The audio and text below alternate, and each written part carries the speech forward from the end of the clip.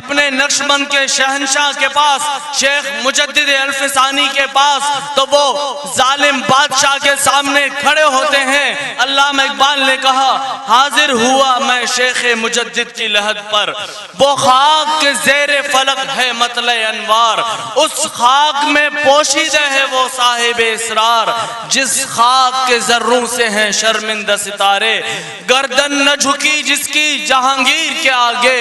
جس کے نفس گرم سے ہے گرمی احرار، اور وہی گرمی ہے جو آج نقشبند میں پایا جاتا ہے۔ سانس مجدد الفسانی لیتے سرہند میں ہے، اور یہاں مسکین پور میں فقیر کہہ اٹھتے ہیں حق حضور مٹھا۔